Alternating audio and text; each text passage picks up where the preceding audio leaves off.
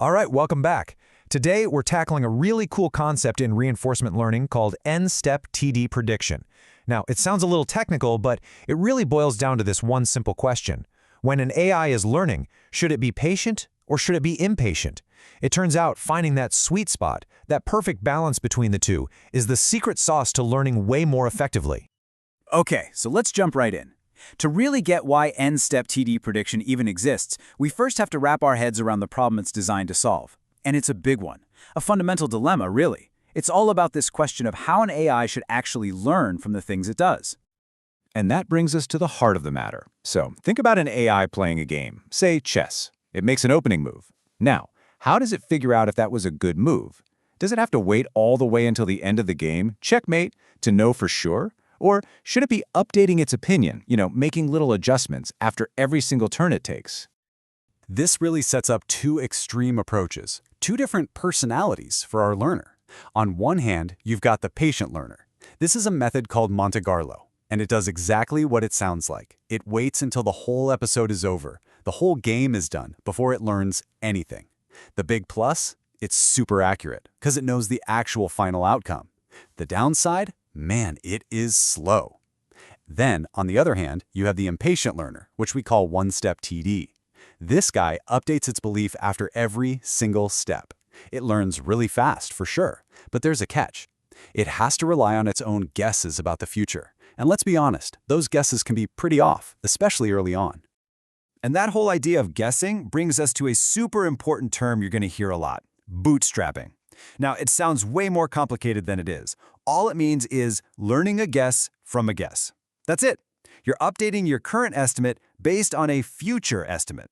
Our impatient one-step TD learner, it bootstraps constantly. That's what makes it so fast. But it's also its biggest weakness, right? Because if your early guesses are bad, you just end up spreading those errors all over the place. So you see the problem, right? We're kind of stuck between a rock and a hard place. We have to choose slow and accurate or fast and potentially really biased. It feels like a trade-off with no good answer. So the big question is there a better way? Is there a middle ground? And that is exactly the problem n-step TD prediction was built to solve. Okay, to make this whole idea really click, let's bring it into the real world with a simple analogy I think we can all relate to: your daily commute. So, picture this. You're leaving work and you're trying to guess how long it's going to take to get home. Your initial guess, your starting prediction, is 30 minutes. Now let's see how our different learners, the patient one and the impatient one, would handle this as your trip actually happens.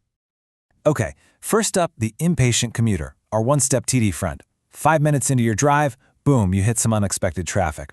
This commuter immediately panics and updates their total estimate from 30 minutes to, say, 45 minutes. They're basing this whole new prediction on just that one little piece of information and their old original guess for the rest of the trip. Now, the patient commuter, the Monte Carlo one, they hit that same traffic and do nothing. They stick with their original 30-minute guess all the way until they walk through their front door. Only then, when they know the true final time, do they update their knowledge for tomorrow and then pshh. We have the balanced commuter. This is our n-step learner. This commuter drives for, let's say, 10 minutes. They experience 10 minutes of actual, real travel time. Then, they update their total estimate using that solid chunk of reality, plus their best guess for what's left of the journey. See the difference? It's so much more informed. So what's the big deal here? What makes this balanced approach so much better? Well, the magic, the real advantage, is all about how it mixes real-world facts with its best guess. If you break down what an n-step learner is actually doing, it's this beautiful mix. Part of its update is based on solid ground, the actual rewards it really got over those n steps. The other part is that bootstrapped guess, looking into the crystal ball for the rest of the trip. It's the best of both worlds. And this brings us to the key parameter n. N is just the number of real steps you wait before you make your guess.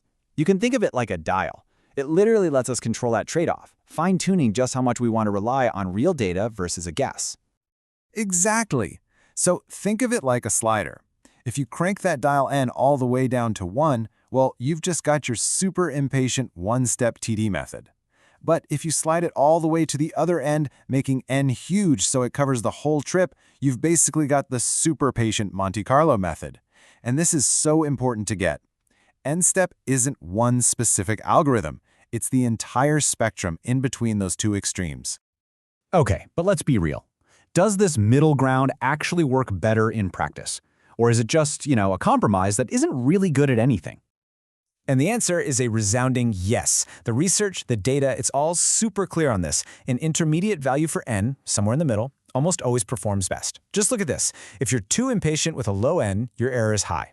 If you're too patient with a high n, your error is also high. The most efficient, most effective learning happens when you find that sweet spot right in the middle. All right, let's put this all together. What is the actual step-by-step process? If you're going to take away one thing, this is the part to really lock in.